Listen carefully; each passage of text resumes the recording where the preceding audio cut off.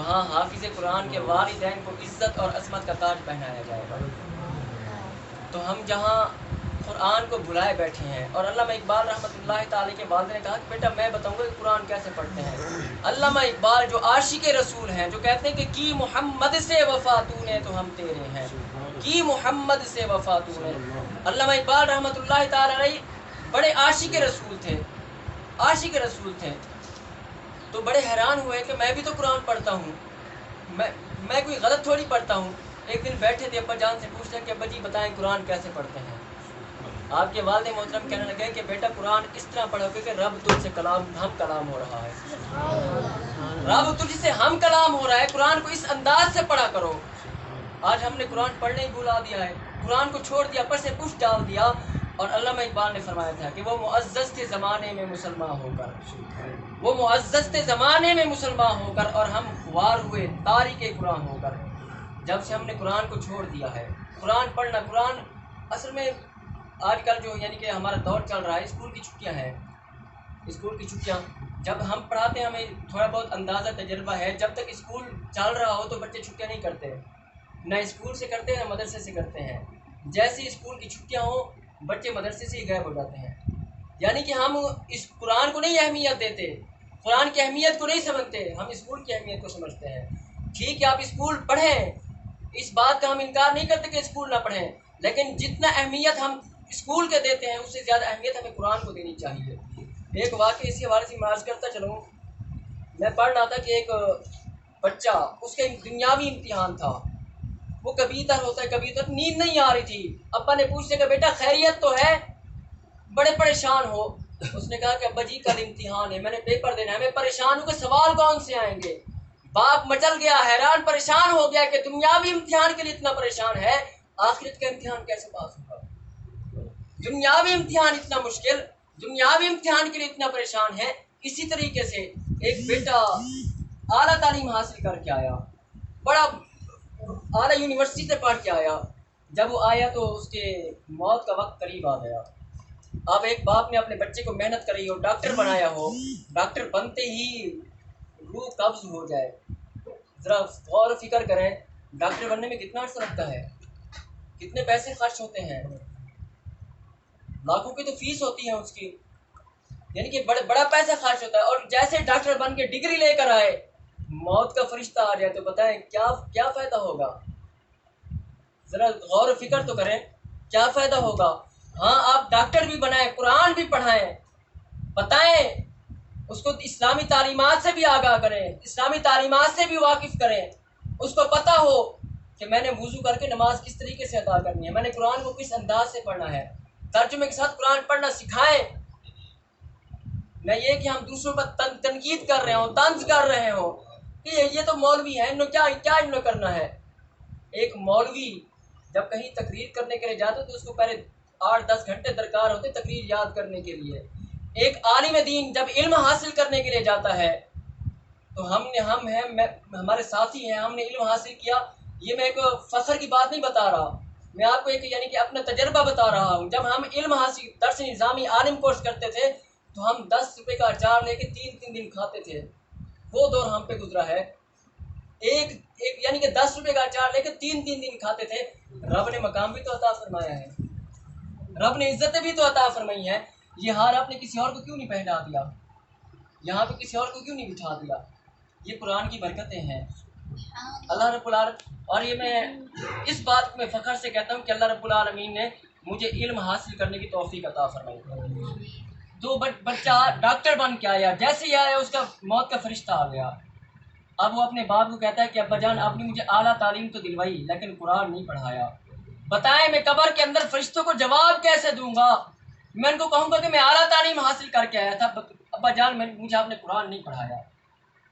تو جتنے بھی احباب بیٹھے ہیں، یہ لمحہ فکریہ ہے، میں آپ کو یہ پیغام دینا چاہتا ہوں، ایک احساس دینا چاہتا ہوں کہ اپنے بچوں کو قرآن پاک پڑھائیں، کم از کم اتنا پڑھا کے جائیں کہ جب آپ اس دنیا سے جائیں آپ کے بچے آپ کی قبر پہ ہاتھ اٹھا کے دعا مانگنے کے لیے کم از کم اتنا تو ہو کہ آپ کے بچے آپ کی قبر پہ آ کے فاتحہ خوانی کر رہے ہوں، آپ کے لیے دعائیں کر رہے ہوں۔ اور جو بچہ حافظ قرآن ہو اس کو دعا کرنے کی ضرورت نہیں پڑتی، وہ تو جب وہ پڑھتا رہے گا والدین کو ثواب ہوتا رہے گا. جب بھی بیٹھ کے پڑھے گا، جب بھی وہ تراویح پڑھائے گا، نماز پڑھے گا، والدین کو تو ثواب ویسے پہنچتا رہے گا.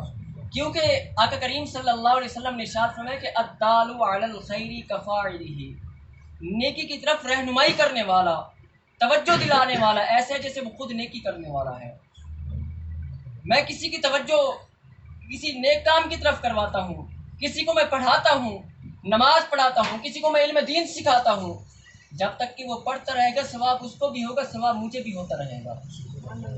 تو یہ ہمارے لیے پیغام ہے. ہم اپنے بچوں کو کم از کم پڑھائیں، سکھائیں.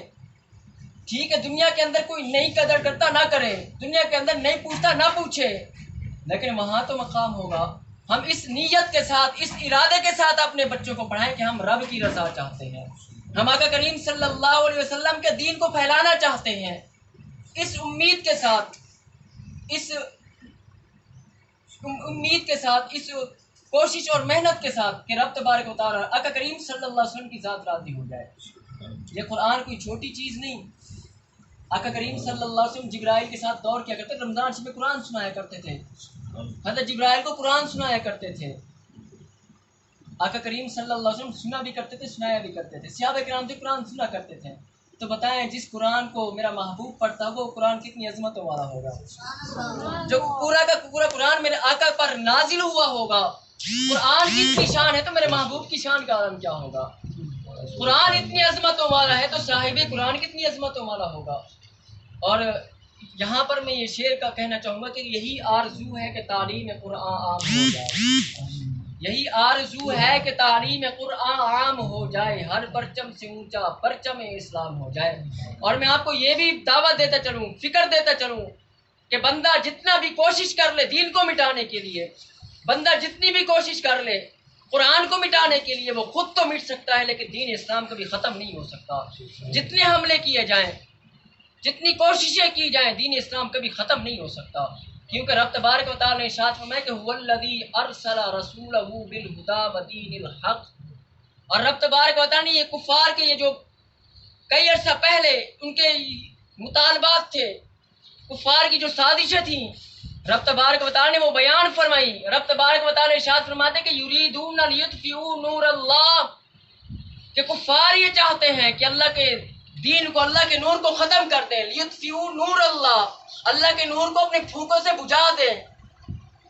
بافواہہم، لیکن یہ کبھی کامیاب نہیں ہو سکتے کیونکہ رب نے فرمایا کہ انا نحن نزلنا الذکر وانا لہ لحافظون، کہ قرآن کو نازل بھی ہم نے کہ اس کی حفاظت کرنے والا بھی ہم ہیں. اگرچہ کوئی جتنا کوئی کوشش کر لے، محنت کر لے، دن و رات ایک کر لے اور کہے کہ میں دین کو ختم کر دوں گا، یہ کبھی نہیں ہو سکتا. کیونکہ جس دین کا حامی و ناصر رب کی ذات خود ہو، وہ دین کیسے ختم ہو سکتا ہے، وہ قرآن کیسے ختم ہو سکتا ہے کہ جس کے بارے میں رب فرمائے کہ میں حفاظت کرنے والا ہوں.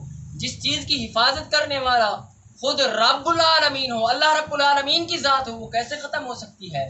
اور اس قرآن کو الحمدللہ آج ہم سینے میں سجائے بیٹھے ہیں، اس قرآن کو ہم اپنی سینے میں سجائے بیٹھے ہیں. اور جب ہم پڑھتے ہیں تو ہمیں بڑی خوشی ہوتی ہے، بڑا فخر محسوس ہوتا ہے کہ ہم اللہ رب العالمین کا کلام پڑھ رہے ہیں. اور یہ ایک حافظ کی شان تھی کہ وہ 10 جہنمیوں کی شفاعت کر کے جائے گا. تو جو حافظ بھی ہو، عالم بھی ہو، با عمل بھی ہو، تو اس کا شان کیا ہوگا، اس کی عظمتوں کا عالم کیا ہوگا. آج ہم اپنے بچوں کو دوسری فکر تو دیکھتے ہیں لیکن صبح نماز کے لیے نہیں اٹھاتے. ہم اپنے بچوں کو اسکول جانے کی فکر دیتے ہیں لیکن مدرسے جانے کی فکر نہیں دیتے، کیونکہ ہمیں پتہ ہوتا ہے ہمارا بچہ قرآن پڑھ کے کیا کمائے گا، کیا لے کے آئے گا، لوگوں کی نظروں میں اس کی کتنی عزت ہوگی.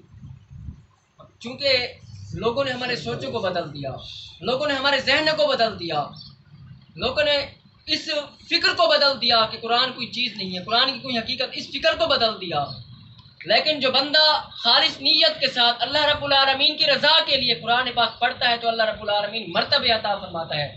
اور مرتبے کیسے عطا فرماتا ہے، اس کی ایک تازہ مثال علامہ خادم حسین رضوی رحمۃ اللہ تعالی کی جنازے کو دیکھیں. آقا کریم صلی اللہ علیہ وسلم کے ناموس پر پہرا دینے والا آقا کریم صلی اللہ علیہ وسلم. اب دیکھیں ہم بھی تو مسلمان بیٹھے ہیں، ہم میں سے کتنے لوگ آواز بلند کرتے ہیں، لیکن جو آقا کریم صلی اللہ علیہ وسلم کی عزتوں کی حفاظت کرتے ہیں اور وہ عالم بھی ہوں، علم کرنے والے بھی ہوں، عمل کرنے والے بھی ہوں، تو پھر جنازے کے لیے جگہ نہیں ملتی.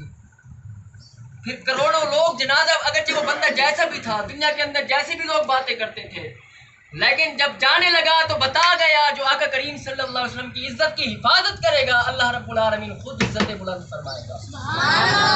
بتا گیا اور بتانے دکھا گیا.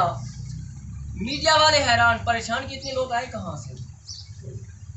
اسی حوالے سے میں ایک روایت پڑھ رہا تھا، محدث ابن جوزی رحمت اللہ تعالی علیہ، آپ کہتے ہیں کہ میں گیا، مجھے گھر کا کام کروانا تھا. اب دیکھیں ہم بچوں کی تربیت کیسے کرتے ہیں، اسی پہ میں اپنی بات کو ختم کروں گا. تربیت کے حوالے سے ہم بچوں کی تربیت کس انداز سے کرتے ہیں. محدث ابن جوزی رحمۃ اللہ تعالی کہتے ہیں کہ میں گیا، مجھے گھر کا کام کروانا تھا، کہ میں ایک بچے کو لے کے آیا. اس بچے نے کہا کہ حضرت میری 3 شرطیں ہیں. محدث ابن جوزی کہتے ہیں کہ بیٹا شرطیں مالکیوں کی ہوتی ہے، نوکروں کی نہیں ہوتی. اس نے کہا آپ کی بات ٹھیک ہے لیکن میری شرطیں ہیں. محدث ابن جوزی کہتے ہیں کہ کون سی شرطیں ہیں. اس نے کہا پہلی شرط یہ ہے کہ میں 3 دینار لوں گا نوکری کے، اس سے زیادہ نہیں. محدث ابن جوزی کہتے ہیں یہ تو اچھی بات ہے. اس نے کہا دوسری کیا ہے. اس نے کہا جب نماز کا ٹائم ہوگا میں کام چھوڑ دوں گا، پہلے نماز پڑھوں گا. دیکھیں نا تربیت کس طریقے سے کرتے ہیں. ہم کہتے ہیں بیٹا پہلے یہ کام کر کے نماز بعد میں پڑھ لینا. کون سا ٹائم جا رہا ہے نماز کا، بعد میں پڑھ لینا، رہ جائے گی تو کون سا مسئلہ بن جائے گا. کیونکہ ہم تربیت اس انداز سے نہیں کرتے. اور ہمارے یعنی کہ بڑے بڑے بچے ہو جاتے ہیں، نماز پڑھنے کی طرف ہمارا دل راغب نہیں ہوتا، ہم مسجد کی طرف جانا ہی نہیں چاہتے. تو محدث ابن جوزی کہتے ہیں بچے نے دوسری شرط یہ بتائی کہ میں جب کام کر رہا ہوں گا اذان جیسے ہوگی میں کام کو چھوڑ دوں گا. تیسری شرط یہ تھی، محدث ابن جوزی کہتے ہیں کہ اس بچے نے کہا کہ آپ میرا نام نہیں پوچھیں گے، میرا نام نہیں پوچھیں گے. اس نے کہا ٹھیک ہے، 3 شرطیں مجھے قبول ہیں. کام کیا بچے نے، شام کو جیسے وہ اپنی مزدوری لے کے چلا گیا. ہفتہ، محدث ابن جوزی کہتے ہیں ہفتہ میں پھرتا رہا لیکن مجھے بچہ نہیں ملا. ہفتے کے بعد مجھے پتہ چلا کہ وہ بچہ بیمار ہو گیا ہے اور دور جنگل میں ایک جھونپڑی میں رہتا ہے. وہ کہتے ہیں کہ میں اس کی عیادت کے لیے گیا، میں نے دروازے پہ دستک دی تو بچہ کہنے لگا محدث ابن جوزی اندر آ جائیں. اب محدث ابن جوزی پریشان ہو گئے. وہ کہتے ہیں کہ تجھے کیسے پتہ چلا میں تیری عیادت کرنے کے لیے آیا ہوں. وہ بچہ کہتا ہے کہ غریبوں کی دیکھ بھال غریب ہی کیا کرتے ہیں، کوئی امیر نہیں آتا، کوئی امیر نہیں آتا، غریب ہی آتے ہیں. تو جب محدث ابن جوزی اندر پہنچے تو بچے نے نصیحت کی. اس نے کہا یہ انگوٹھی ہے، یہ بادشاہ کو دے دینی ہے اور میرا وقت قریب آ چکا ہے، اور یہ جو 3 دینار میں نے کمائے تھے یہ میرے کفن دفن کا انتظام کر دینا. محدث ابن جوزی کہتے ہیں کہ اس کی بچے کی روح کب سے اونچی سے پرواز گئی. بچے کی عمر صرف 12 سال تھی. کتنی تھی؟ 12 سال.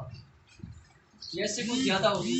اب دیکھیں ہم اپنے بچوں کی تربیت کس انداز سے کرتے ہیں. ہم اپنے بچوں کی تربیت کس انداز سے کرتے ہیں. نماز نہ پڑھے کوئی نہیں مسئلہ، قرآن نہ پڑھے کوئی نہیں مسئلہ، اسکول نہ مدرسے نہ پڑھنے جائے کوئی نہیں مسئلہ. ہم تو اس چکر میں آج کل پڑ گئے ہیں. ہم کہتے ہیں چلو ڈاکٹر بن جائے گا 2-4 لاکھ کما لے گا، انجینئر بن جائے گا کما لے گا. تو محدث ابن جوزی کہتے ہیں کہ